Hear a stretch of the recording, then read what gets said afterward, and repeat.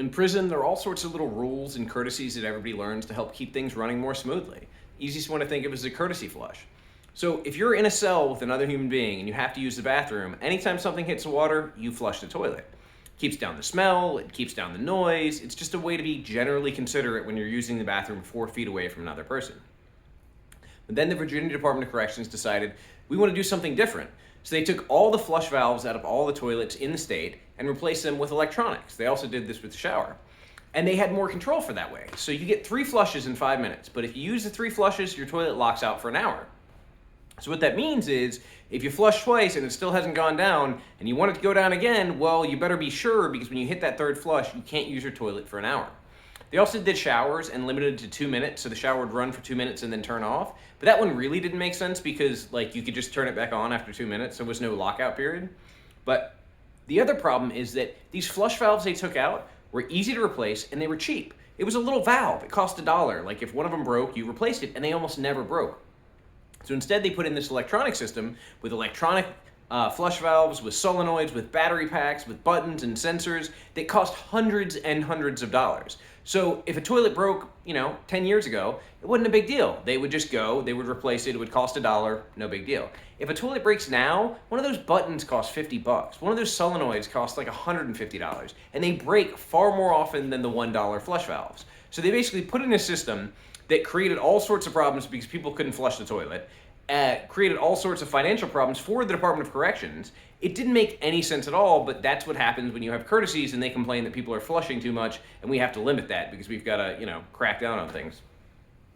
Little decencies like in the chow hall. Like if you sit at the table, you don't jump down on the table. When somebody's eating, when somebody's writing, whatever they're doing, you are calm. You politely sit down at the table. Some guys knock when they leave, like the knock, and it's kind of like just a respect thing. Now, some places take that really seriously, and some people feel like they're disrespectful if they don't knock. Where I was, it happened, but it wasn't that big of a deal. It was like you would knock, or if you didn't think about it, nobody would take it personally.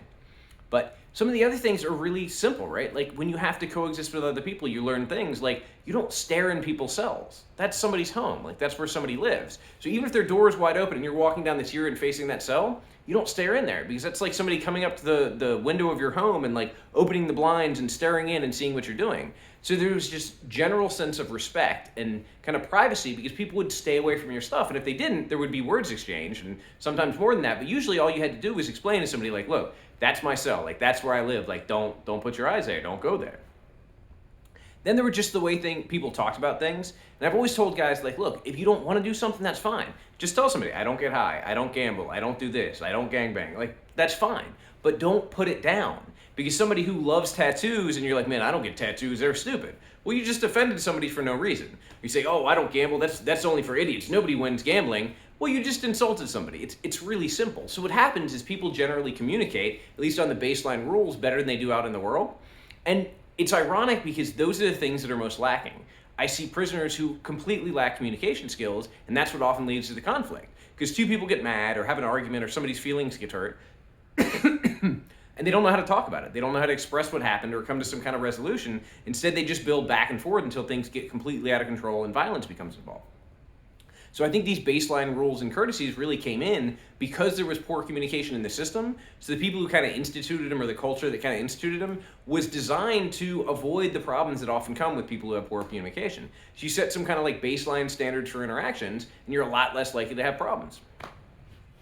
It's just something that I wish we could do out in the world, we could be a little more conscious of, and that's what I notice is that people in there are a lot more conscious. You're conscious of your space. You have this bubble and people don't come in your bubble. If somebody walks behind you in prison, you feel it and you know it and you're immediately going to react. But what that does is people don't stand in your blind side. They don't just come up and touch you from behind. And I was really worried about that getting out because I had this understanding that if someone reaches out and touches my shoulder from behind, it's probably not for a good thing, so I have a reason to react.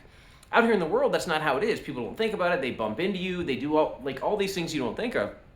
And even with Courtney, I was really worried because nobody touched me in my sleep for all those years. You do not touch somebody who's sleeping. That's the #1 rule. So how is it going to be to sleep with another human being? If she rolled over and put her arm around me, was I going to feel like she was trying to choke me or hurt me or attack me? Was I going to feel the need to get away?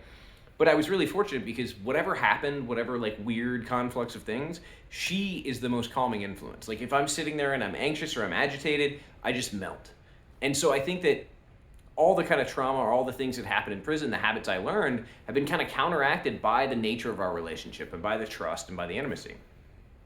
But I do still have weird things like, when you carry your shower shoes to the shower, or when you kind of stand in line, or when you kind of stay out of other people's space or other people's path. It's a process of adapting to a world that has different expectations, and recognizing that I need to let go of the expectations that I had for all those years, because I'm not in the same environment and people don't know. They're not thinking the same thing. They're not coming from the same place. But I do still really appreciate if I'm in one of those bathrooms that has multiple stalls and people do a courtesy flush, because like out here in the world, there are no buttons that limit your flushes, and it doesn't hurt you to flush and not make the other person in the bathroom suffer. So hopefully we can pick up some more of those habits.